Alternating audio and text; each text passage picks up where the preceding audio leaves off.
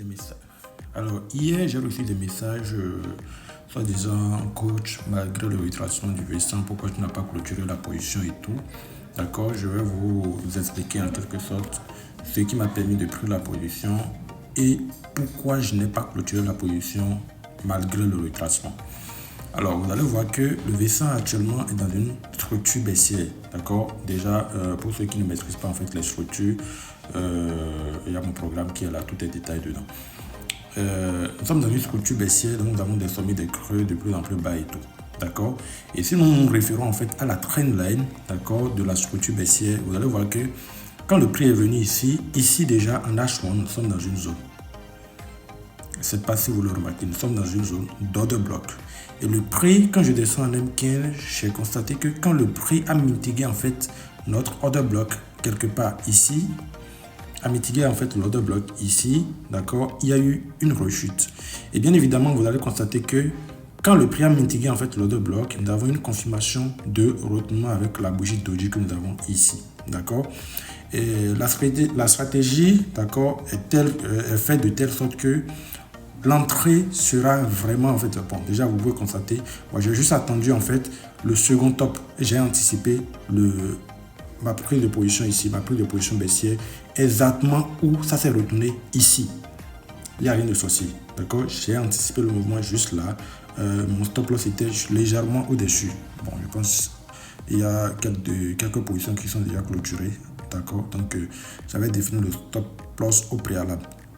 Donc, c'est ça qui m'a permis en fait de faire mon entrée ici. Maintenant, pourquoi je n'ai pas clôturé la position malgré le retracement? Alors, si nous référons en fait à la trendline baissière, on constate que malgré que le prix est venu en fait à ce niveau qui est une zone en fait qui se rapproche un peu plus de la trendline, le prix n'a quand même pas mitigué la trendline. À ce niveau déjà, le prix n'a pas encore mitigué la trendline. Donc, il faudrait en fait qu'il y ait des manipulations jusqu'à ce que le prix n'arrive quand même à toucher la trendline. Vous allez voir que effectivement ici, moi j'avais anticipé le mouvement ici, ça a chuté, d'accord, et à un moment donné c'est revenu encore ici, sauf que ça n'a pas dépassé le niveau de ma prise de position, d'accord. Ça a chuté, ça pouvait atteindre la zone de la trendline ici, ce qui n'a pas été le cas, d'accord. Donc le prix, il y a eu quelques manipulations qui a ramené le prix jusqu'à la trendline avant que le vrai mouvement baissier ne débute. Donc tout simplement comprenez que c'est ça qui m'a permis en fait de ne pas clôturer la position malgré le retracement, d'accord. Le prix, le mouvement pouvait voilà, chuter bien évidemment à partir d'ici. Déjà à partir de ma prise de position, pouvait chuter jusqu'à la baisse. Et hier, pour ceux qui l'ont remarqué, mon niveau de TP était quelque part ici. Donc c'est ça qui a fait que certaines positions que j'avais prises ici se sont vues clôturées à l'atteinte du... Quand ça se représente, quand ça a touché en fait le take profit qui avait été défini au préalable. D'accord. Donc voilà, vous pouvez voir la belle performance. Ça a grave chuté. Donc ici, je suis en train de... Voilà, d'attendre.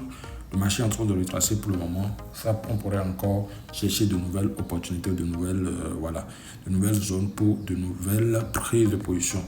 D'accord. Donc voilà. Pour ceux qui ne l'ont pas compris, donc en quelque sorte, c'est le résumé en fait. D'accord. Et pour ceux qui aimeraient en fait, voilà, apprendre, d'accord, la stratégie ou du moins rejoindre le programme d'accompagnement, n'hésitez surtout pas à me contacter sur WhatsApp. Alors, on se dit à la prochaine.